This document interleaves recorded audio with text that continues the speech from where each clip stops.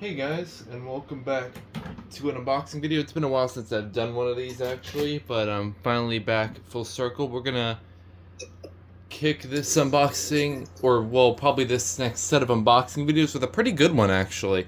So today in the background I'm joined with Leah Woods. And this is a box that was actually sent by Leah, so we're gonna take a look at what's in here. Some of the stuff in here is just temporary. I'll make this clear right now. But some of the stuff in here that I will obviously be keeping, I'll let you know which ones of those are. So let's take a look. I'm very excited for some of these. There's one thing in here in particular that I haven't seen in quite some time. So let's see what we got. Everyone on your channel may know.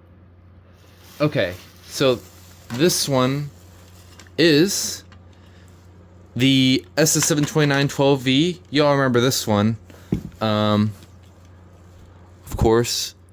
And as you can see, it has its adapter for it, or what Leah actually did is gave it. Wow, this thing is stuck on there.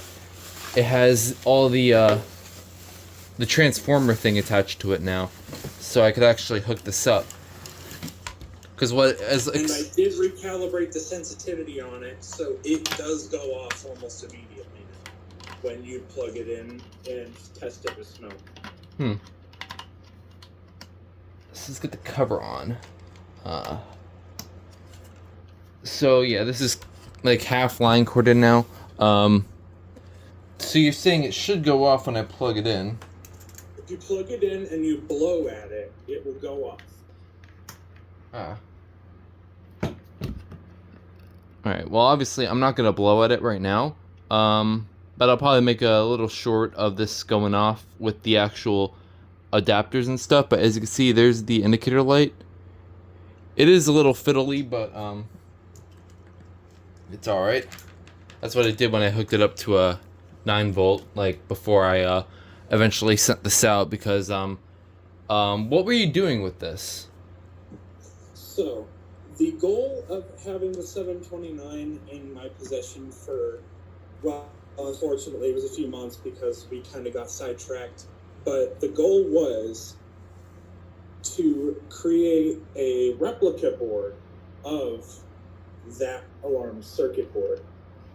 So I went ahead and did a full CAD scan of the entire circuit board tracer with the intention of beginning a reproduction project to potentially bring these back into a small line of production for people to buy.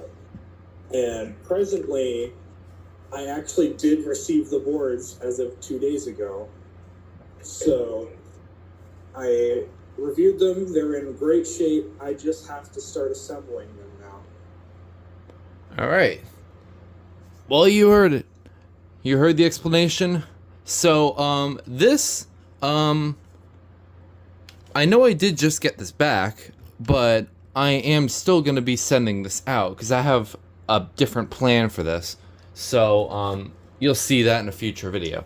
For now, though, we're going to get to the, couple of other units in here, as you can kind of see what they are. This one is another one I'm not going to be keeping. This one is going to be returned back, and it's this right here. And I noticed it has the same exact, yeah, it's the same exact base as the Vanguard I have. I can pull that out. It's in my closet. I'm almost certain. Now, if you do test that, be warned. I did test it the other day, and I think it has a false set problem. But, of course, that shouldn't matter too much. Yeah. Because that makes it easier to test. So this one is yellowed in a very awkward way. It's like kind of like darker on this ring. Unlike, this is what it should look like. Let me go ahead and pull out my other ESL, or at least somewhat close to it, the 906-2, This is what it should look like, but this one just got a weird yellowing issue. So I requested this to make a video on, so you guys will be seeing a video on this alarm sometime in the future, very soon actually.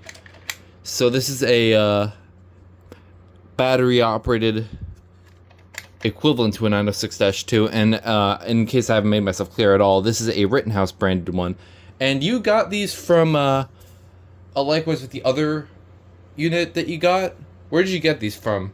You got these from So, funnily enough, there was a guy on Facebook that reached out to me regarding an advertisement I had put out in my local community saying, hey, I removed these smoke detectors from my house. Do you want them?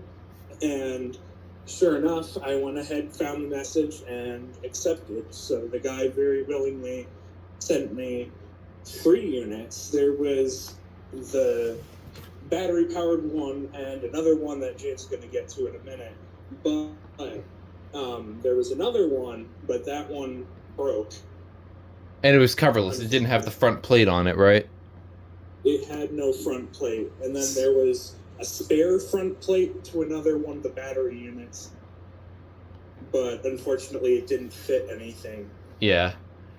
So, I've messed around with this. I've had a lot of these ESL battery operated things in the past, so I've seen this one in person now. I have the IEC one, and I used to have the S185 until I eventually gave that to Sydney. So I've owned quite a bit of these in the past. And there was also a Westinghouse branded one, which we had ads for, and I found in one of my home searching streams.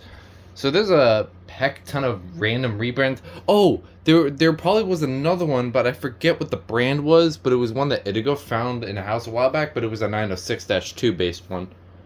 But I forgot what the brand of that one was, but there's definitely a lot more rebrands than just Rittenhouse and stuff. I do believe there is an Edwards rebrand of that too. Edward, that would make sense actually.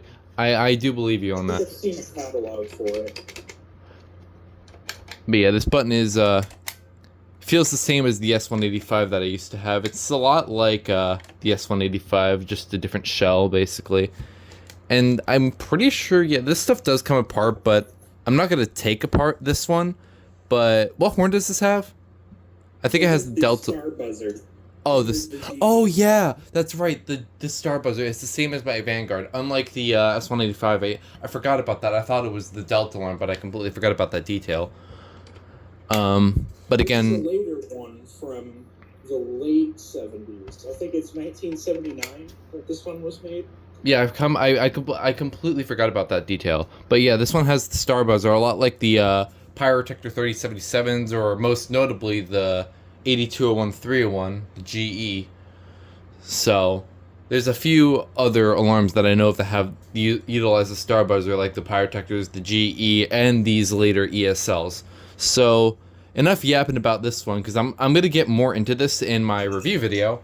I'm gonna get into the 2 alarms that I'm actually going to be keeping. The first one, probably, I'll start with the one I'm more excited for, just because I've been after one of these for a long time, but never got my hands on one. And that is this right here. And it looks like it's a bit out of alignment. The buttons, it should press like an SA-4, but, or a Dicon 300, but like, this is still awesome to have now. So, I'll have to mess around with this. So, in case I haven't said anything yet, this is the Dicon SA4. This is one of the weirder ones that I've been trying to get my hands on. This is like a square variant of a Dicon 300 essentially. And it's a little bit in rough shape, but it's a very pristine, like, it looks great. Like, this was restored quite a bit. I think you messed with the circuitry a little bit. If I can open this cover, yeah. I think it... This original circuit board for it unfortunately passed away.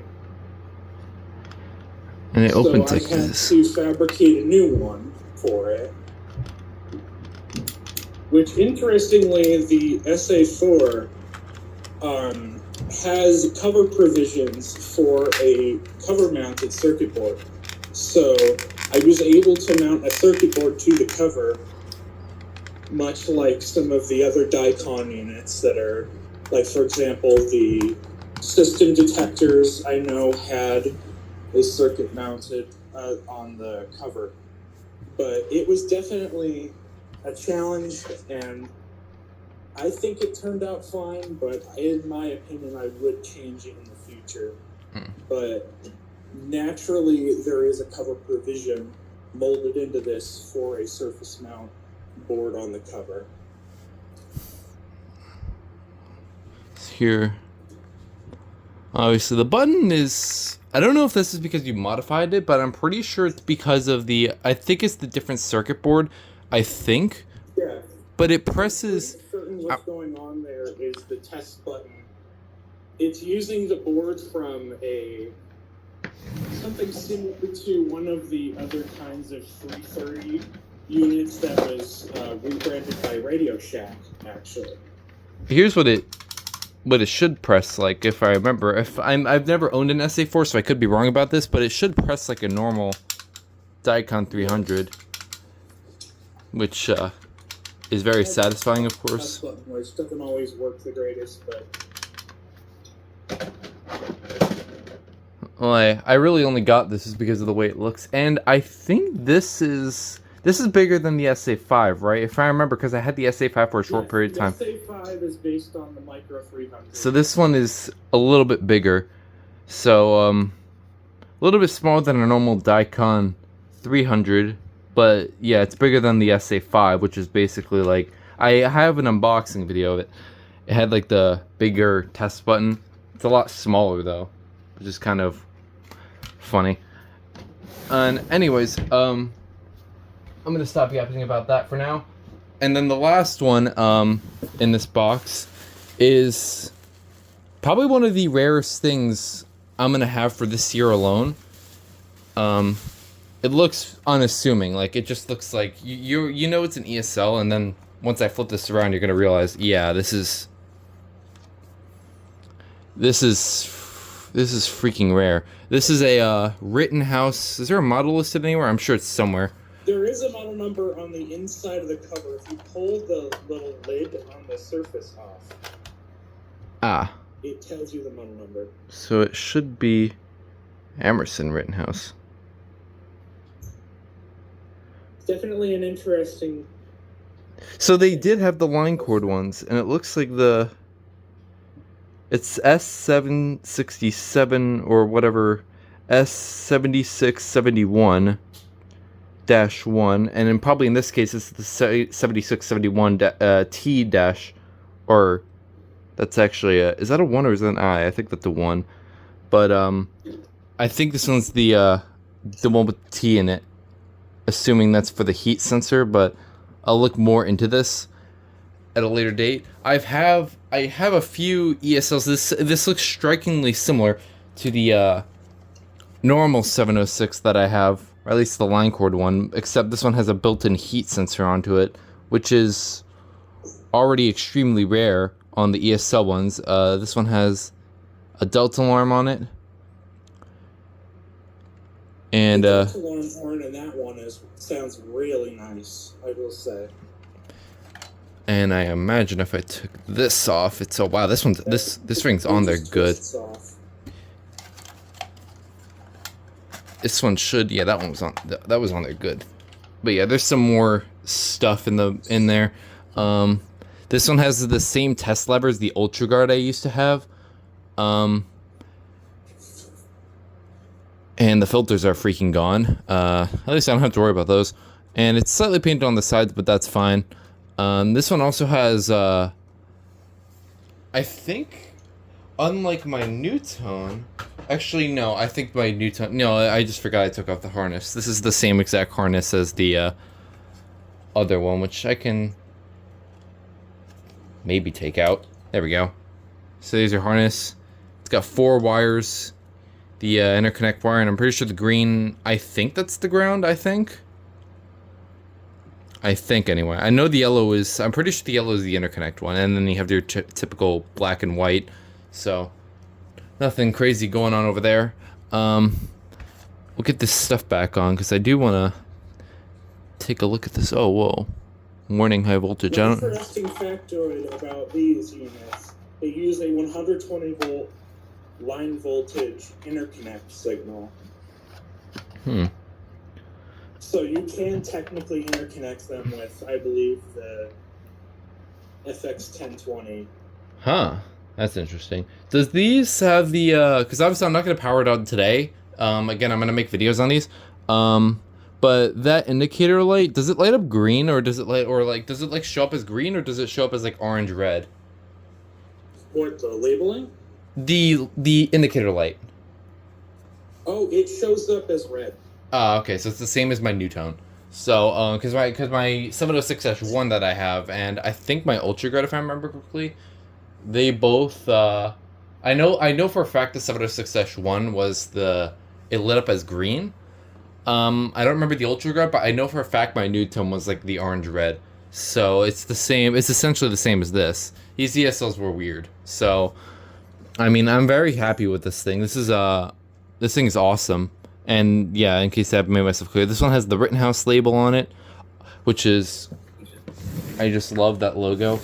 This is my first Rittenhouse, excluding the other one I just got. And I'll pull out my other rare ESL. So somehow I don't even have a normal 706-2. Because I have a new tone. I had the Ultra Guard. I have this one, but it has the heat sensor, and I have the line cord one. So this is this certainly makes a duo. So yeah, I'll get into some of these units, specifically the two Rittenhouses. I'm not going to make a video on the SA-4. The SA-4 was just something I wanted. But you'll probably see a video on this Rittenhouse first, and probably this Rittenhouse will be coming after it. So I'm definitely excited to make videos on these. And the 729, of course. Again, I have plans for this, because I'm kind of used to not having it, so I have a different, I'm kind of, I'll explain more later on, but yeah, I have plans for this thing. But you will be seeing another video on this, which is the, testing with the transformer thingy. I can't even speak. But, yeah, thank you to the, Leah for this. This is, certainly awesome. I love these alarms. So, so we'll go ahead and get the picture, of course.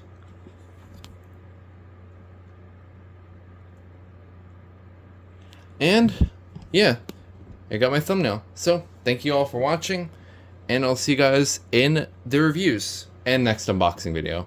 Bye-bye.